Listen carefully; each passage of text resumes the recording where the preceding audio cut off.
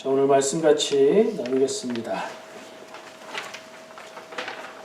오늘 함께 나눌 본문 말씀은 마태복음 12장 41절, 42절 말씀입니다. 함께 봉독하겠습니다. 심판때에 니느웨 사람들이 일어나 이 세대의 사람을 정죄하리니 이는 그들이 요나의 전도를 듣고 회개하였음이거니와 요나보다 더 큰 이가 여기 있으며 심판때에 남방여왕이 일어나 이 세대의 사람을 정죄하리니 이는 그가 솔로몬의 지혜로운 말을 들으려고 땅 끝에서 왔음이거니와 솔로몬보다 더 큰 이가 여기에 있느니라.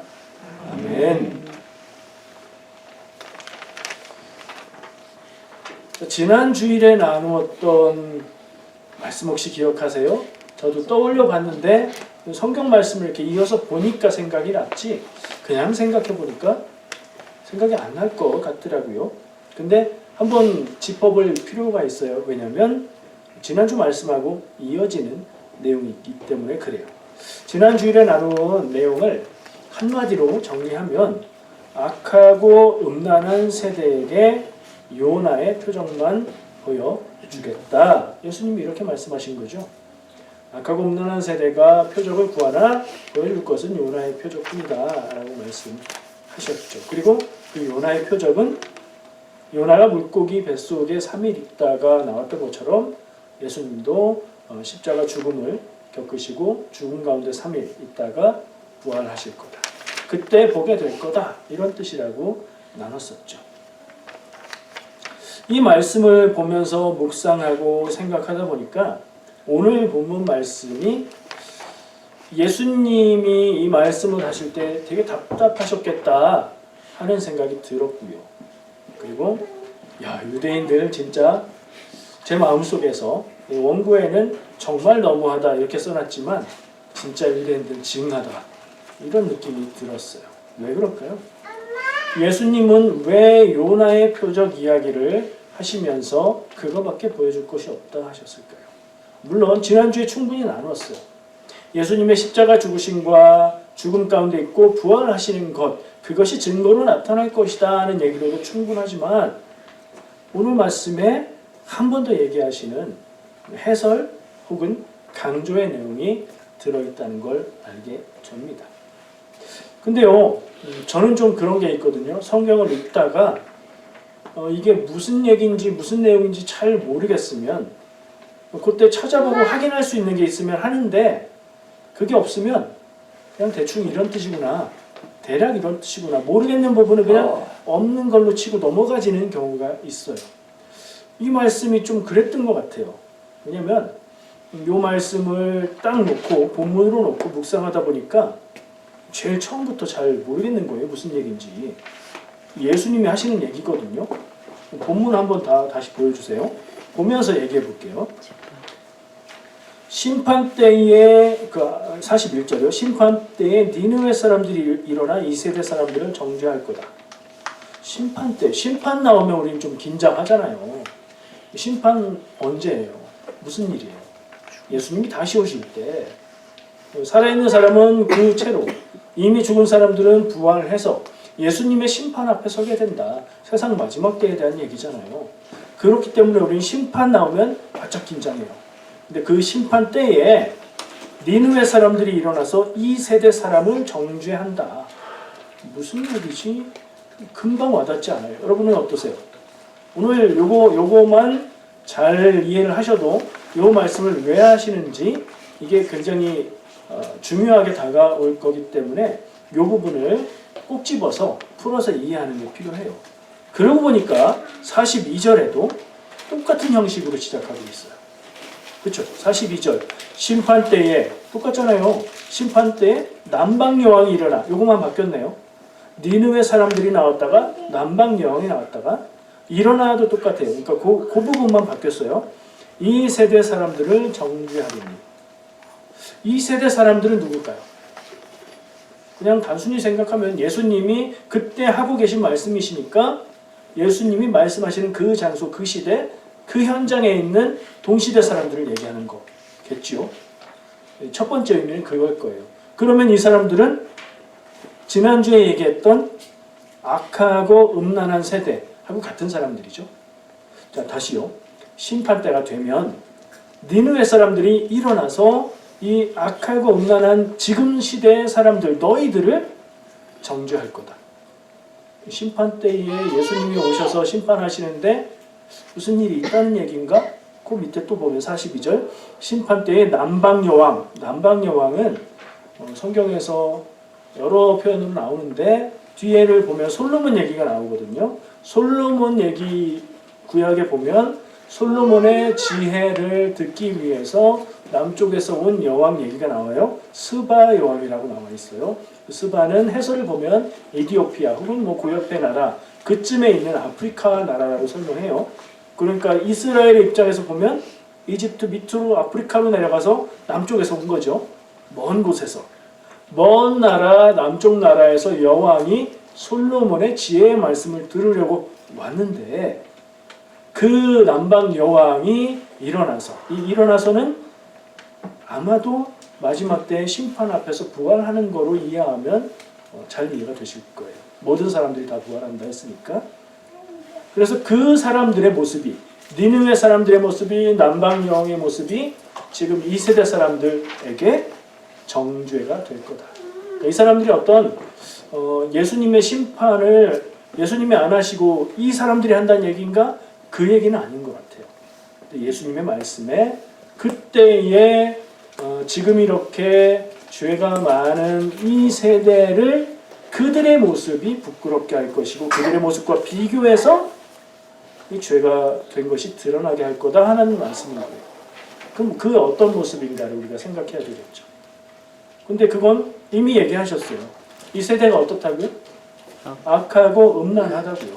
그 악하고 음란하다는 건 하나님을 받아들이지 않고 하나님의 뜻을 거부하고 예수님을 거부하고 예수님을 사탄의 힘으로 능력을 행하는 자라고 말했던 그런 태도를 얘기하는 거죠. 요나의 전도를 듣고 회개하였다. 니느웨 사람들이 어째서 이 사람들을 정죄하는 모습이 되느냐? 니느웨는 어디예요? 아수르의 수도라고 알고 있죠. 그러니까 다른 나라예요. 요나의 얘기인데 하나님이 요나에게 니느웨로 가서 심판의 예언을 해라. 회개해야 구원받는다고 전해라. 근데 요나는 도망갔다가 다시 물고기 통해서 다시 가서 말씀을 전하죠. 근데 거기 보면 억지로 말씀을 전하는 것이 드러나는데 요나서를 보면 훨씬 더 큰 거울인데 거기를 그냥 건성건성 훅 빨리 짧은 시간에 지나갔다고 기록을 하고 있어요. 그러니까 억지로 회개의 메시지를 전했어요. 그런데 니느웨 사람들이 놀랍게도 성경에 이런 경우가 거의 없거든요. 니느웨 사람들이 회개하고 멸망하지 않는 구원을 받게 돼요. 그러니까 이방 사람들임에도 불구하고 또 요나가 억지로 하기 싫은 걸 억지로 전한 그 예언을 듣고도 회개했던 이 니느웨 사람들의 모습. 요게 악하고 음란한 지금 이 세대들에게 대조가 된다.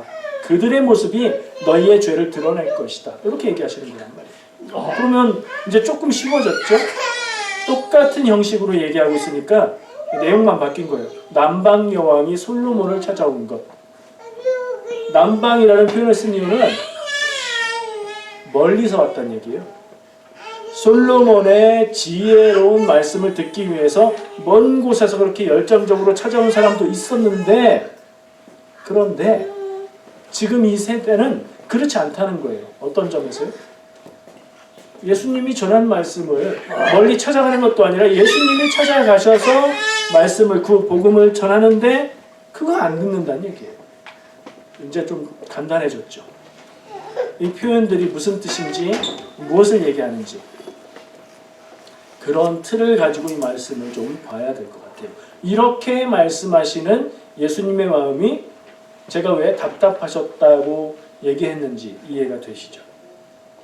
하나님의 백성, 율법을 받은 백성, 성경을 알고 그런 백성들인데 하나님의 구원을 전했을 때 어찌하여서 그 전하는 말씀을 듣지 않고 거부하고 이렇게 하는가? 예수님의 답답한 마음을 다 담아서 하시는 말씀 같아요. 이 심판 때에 그들의 모습이 이들에게 정죄가 된다. 이게 오늘 말씀을 이해하는 열쇠가 되는 것 같습니다. 제가 간략히 얘기했는데 조금만 더 짚어보도록 할게요. 요나와 니느웨. 요나와 니느웨 사람들.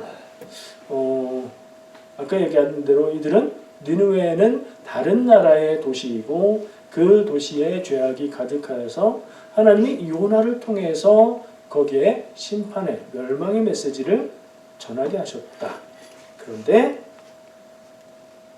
억지로 전하는 그 얘기를 듣고도 이방 사람들임에도 불구하고 그 말을 듣고 그들이 회개하였다. 그 모습이 악하고 음란한 지금 세대, 너희들 이스라엘 사람들, 유대인들의 모습을 그것이 악하고 죄가 되는 것을 드러내줄 것이다. 다 똑같으면 우린 그런 마음이 있는 것 같아요.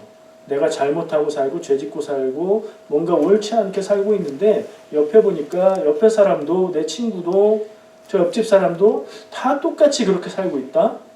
그런 마음이 편안해지는 것 같아요. 우리가 다 그러니까. 이거는 뭐 그냥 그런 건가 보다. 근데 하나님은 상대적으로 기준을 적용하지 않으시죠. 하나님의 기준에 맞추어서 말씀하시고 심판하실 거예요. 그러니까 우리가 내 주변에 있는 사람들과 비교를 해서 내가 안심하는 것은 좀 아니다 하는 생각을 해야 될 거고, 이 말씀 앞에서 일단은 이 말씀은 누구를 향한 거죠? 이 세대 사람들, 악하고 음란한 세대, 이스라엘 사람들, 유대인들, 예수님을 거부하는 사람들에 대해서 하시는 말씀이에요. 일단은 그렇게 편안하게 들어도 될 것 같아요. 자, 이 말씀이 어떻게 끝나죠? 요나보다 더 큰 이가 있다고 얘기해요. 그게 누구예요? 예수님. 예수님이 얘기하시면서 여기 요나보다 더 큰 이가 있다 라고 자기 얘기를 하시는 거예요. 그거는 자기 자랑이 아니고 요나보다 더 큰 이, 하나님이 부르신 선지자로서 하나님의 명령을 거부하고 도망쳤던 그 요나보다 더 크신 분, 구원을 전하는 메신저가 아니라 구원을 행하고 심판을 하시는 그 분이 지금 여기 있다 라고 얘기를 하고 계시는 거예요. 그러면 그 다음 42절에서 얘기하고 있는 솔로몬과 남방여왕, 솔로몬 얘기가 아니죠. 솔로몬이 어떻게 하는 게 아니에요. 솔로몬은 그냥 소재예요, 소재. 솔로몬의 지혜의 말씀을 들으려고 먼 나라에서 찾아온 그 남방여왕의 지혜와 진리에 대한 열정 앞에서 이스라엘 사람들, 유대인들이 어떤 모습인가를 비교해봐라. 예수님이 내가 전하고 있는 하늘의 복음, 하나님의 말씀, 하나님의 백성이 마땅히 살아야 될 길을 듣지 않고 거부하고 내가 행하는 것을 마귀가 행하는 능력이라고 얘기하는 그 모습을, 그때 그 이야기, 다들 알고 있는 그 이야기로 한번 비교해봐라 라고 얘기하시는 거죠. 그리고 나서 또 마지막에 말씀하십니다. 솔로몬보다 더 큰 이가 여기에 있다. 솔로몬이 전했던 지혜의 말씀보다 더 큰 것, 구원의 진리, 하나님의 말씀과 뜻을 전하는 내 이야기를 너희가 듣고 있다 라고 얘기하시는 거죠. 영화 대사 중에 되게 인상적인 대사들이 있으면 그게 유행어가 되기도 하고 그러잖아요. 진실의 방으로, 이런 대사 기억나세요? 어떤 영화에 나왔던 거죠? 그 대사한 사람은 누구죠? 마동석 배우가 범죄도시 1편에서 경찰서에서 신문하는데 진실의 방으로 이러면서 이제 범인을 데리고 가서 어떻게 무섭게 한다, 그런 표현이에요.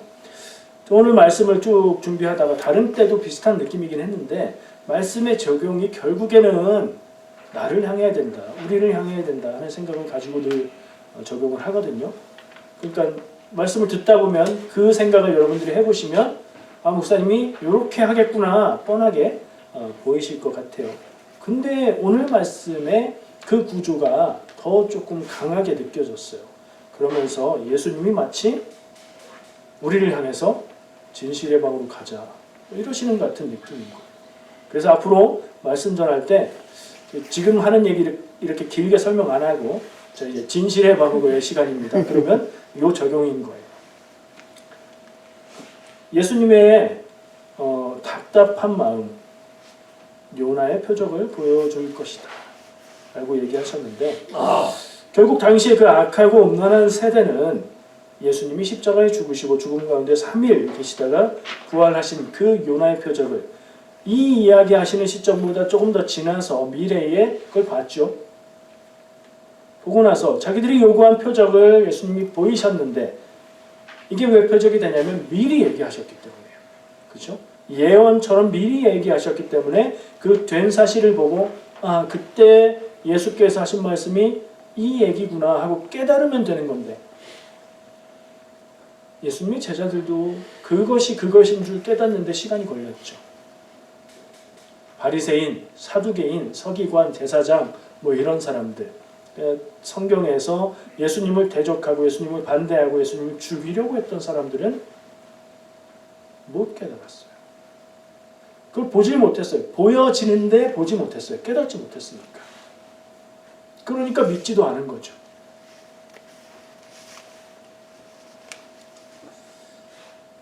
결국엔 나의 모습은 어떤가를 물어보는 게 이 진실의 방으로 시간에 맞는 자세인 것 같아요. 두렵고 떨리는 마음으로 나도 한번 반성해 보자는 거지요.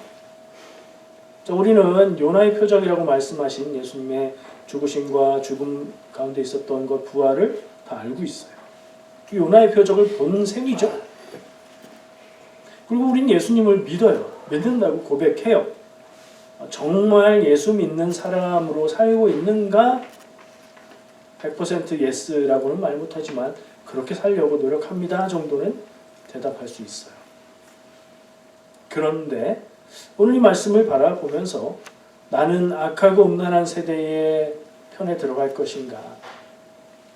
나는 하나님의 예수님의 희생과 자비로 구원받는 쪽으로 가게 될 것인가? 이걸 좀 진지하게 생각하고 물어야 할 필요가 있어요. 교회에서는 예수 믿으면 구원받는다라는 단순한 결론을 줍니다. 사람들은 단순한 걸 좋아하니까요. 그리고 그 단순한 게 진리이고 사실이에요. 근데 믿는 입장에서는 좀 디테일할 필요가 있어요. 예수 믿으면 구원받는다는 너무 간략한 요약이잖아요. 정말 예수 믿는가? 정말 예수 믿는다는 건 무엇인가? 정말 예수 믿는 사람은 어떻게 해야 되는가? 내가 지금 살고 있는 모습이, 내 마음이, 내 말이, 내 행동이 정말 예수 믿는 사람의 모습에 맞는가? 이것도 무거운 얘기고요. 그렇죠? 우리에게 구원은 무엇인가? 내 삶의 구원은 있는가? 지금 살아가는 내 삶이 구원을 누리는 삶인가? 괴로움 가운데 죄에 매여서 사는 삶인가? 죽지 못해 사는 삶인가? 진지하게, 솔직하게 진실의 방에 가서 예수님 앞에서 좀 생각해 볼 주제인 거예요. 일부러 도전적인 톤으로 말씀드리는 겁니다. 여러분, 우리가 뭐 대단한 죄인도 아니고, 그렇죠? 살면서 그냥 힘들고 어려울 때 힘들고 어렵고 기도하면서 견디면서 살잖아요.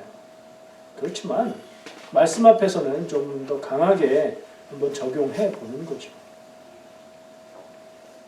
어느 쪽일까? 제가 막 몰아갈 수도 있습니다. 여러분의 삶이 뭐 이렇습니까 저렇습니까 하면서 악하고 음란한 세대 아닙니까? 그럴 수도 있는데 그건 스스로 해보시기 바랍니다. 근데 저는 이런 질문이 들었어요. 우리가 오랫동안 신앙생활하고 뭐 길든 짧든 어쨌든 일정 기간 신앙생활하고 성경 말씀도 있고 성경 말씀 속에서 하나님의 음성 들으려고 노력하고 애쓰고 때로는 깨닫고 은혜 받고 하는데 내 삶의 모습이 변했는가? 시간이 지난 만큼 변했는가? 하는 질문을 해보게 돼요. 한때는 제가 스스로도 변하지 않는 것 같아서 답답하고 이게 신앙이 있는 모습인가 하는 생각을 했었거든요. 이건 뭐 내 삶이 더 부지런해졌는가, 내가 더 부자가 됐는가, 내가 더 노력하게 됐나, 이런 얘기하고 다른 거예요. 내가 하나님 앞에서 이전보다 더 하나님 앞에 가까이 갔는가, 하나님 앞에서 이전보다 덜 부끄러운가, 이전보다 더 하나님의 뜻을 알고 그 뜻을 따라 사는가 하는 질문이에요. 가만히 생각해 볼 때 1년 전, 5년 전, 10년 전의 모습과 비교해서 달라진 것 같아 라고 한다면 감사한 일이에요. 근데 달라진 거 없어. 사는 게 똑같은데 뭐가 달라져? 혹은 처음 믿었을 때 마음 같지 않은 것 같아. 그러면 이제 오늘 말씀이 좀 충격이 되실 수도 있어요. 근데 충격은 좋은 겁니다. 그냥 멍하고 살아가는 것보다 지금 괜찮은 건가? 길을 잘못 가고 있는 건 아닌가? 하는 느낌이 들 때 그것은 결국 성실하게 그 자극에 임했을 땐 하나님 앞으로 더 가까이 인도할 것이기 때문에요. 그러니까 그런 걸 두려워할 필요가 없어요.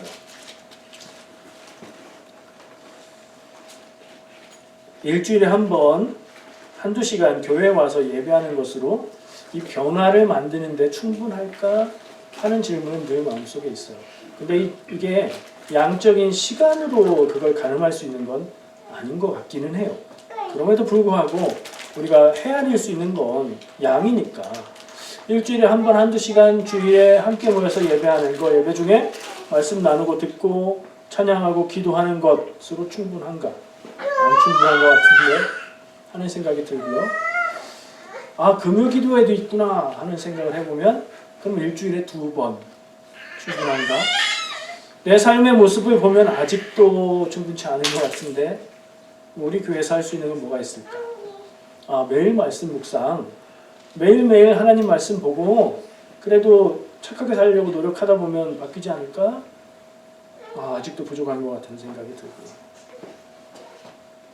성경 보고 기도하는 것, 내가 하려고 노력하는데 잊어버릴 때가 많고 그런데 이게 내 삶을 바꾸고 있는가? 질문을 해보게 됩니다. 예배하는 시간, 그리고 말씀을 읽고 묵상하는 시간, 기도하는 시간, 이런 시간들이 더 많으면 내 삶을 변화시킬 가능성은 더 늘어나는 것이겠죠. 그래서 많이 하는 건 좋은 것 같아요.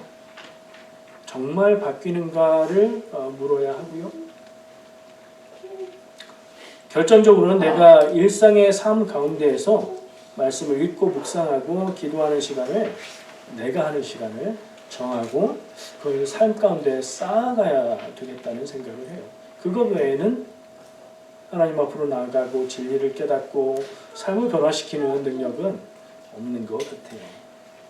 그리고 그 말씀 묵상과 기도 가운데 주시는 주님의 음성, 집중하면 느끼고 깨닫게 되는 거 있잖아요.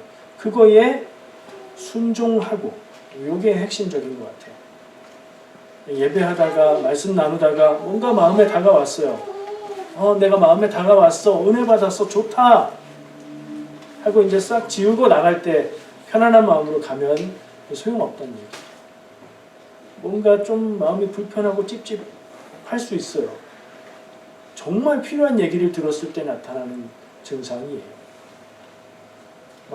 개운하다 보다는 좀 찝찝하고 불편하지만 나한테 정말 필요한 말씀이다 할 때 그 말씀에 순종하고 그걸 적용하고 쌓아가는 것, 이게 안 되면 변화는 없는 거죠.